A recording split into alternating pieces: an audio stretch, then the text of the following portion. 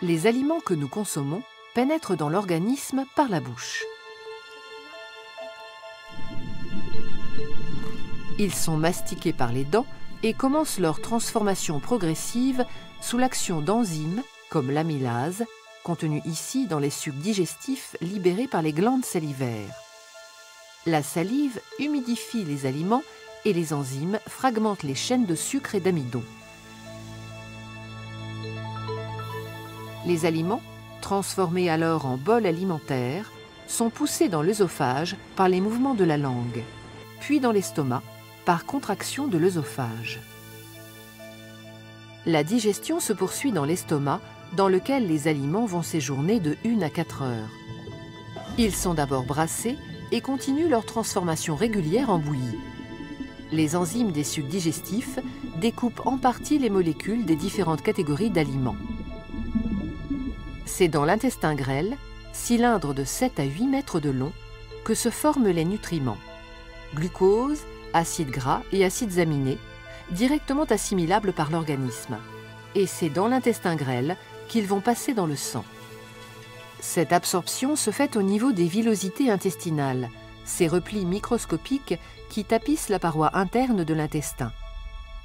Leur nombre, très élevé, près de 10 millions, permet à l'intestin d'offrir une surface d'absorption avoisinant les 250 mètres carrés.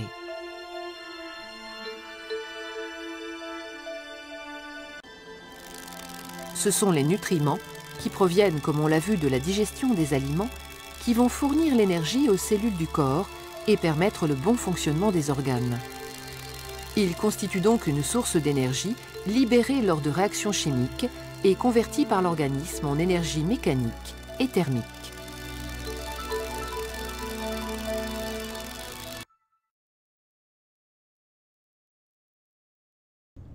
Bonjour, bienvenue à cette capsule sur l'activité enzymatique. Une enzyme est une protéine avec une structure tridimensionnelle particulière. Il faut savoir qu'une protéine est une séquence d'acides aminés, représentée ici au niveau de la structure primaire de différentes couleurs, selon l'acide aminé parmi les 20 acides aminés disponibles. Donc, il s'agit d'une séquence précise d'acides aminés attachés les uns à la suite des autres qui se replient pour former une structure secondaire particulière. Et cette structure secondaire-là peut prendre une forme tridimensionnelle que l'on appelle la structure tertiaire. Cette structure tertiaire donne la caractéristique aux enzymes.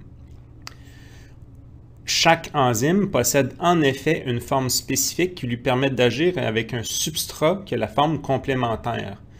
Pour simplifier la représentation de la structure tridimensionnelle dans la présente animation, on va représenter les enzymes sous une représentation simplifiée, comme ici avec la maltase.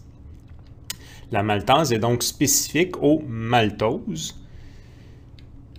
Et le travail des enzymes est principalement d'accélérer la vitesse des réactions chimiques. Les enzymes peuvent être de deux natures. Celle présentée ici agit comme un ciseau moléculaire qui est donc en mesure de briser certains liens chimiques, donc en fragilisant justement le lien chimique. On est capable de séparer le maltose, dans ce cas-ci, en deux molécules de glucose. L'enzyme est capable de poursuivre son travail tant qu'il y a des molécules à couper. Il y aura donc ce processus qui va se répéter jusqu'à temps que le substrat soit complètement disparu. Étant donné qu'il y existe plusieurs enzymes différentes, chacune va avoir une forme spécifique, justement, à une molécule complémentaire. Alors, dans la représentation indiquée ici, le maltose ne peut pas être dégradé par les autres enzymes, étant donné que la forme ne correspond pas. Merci.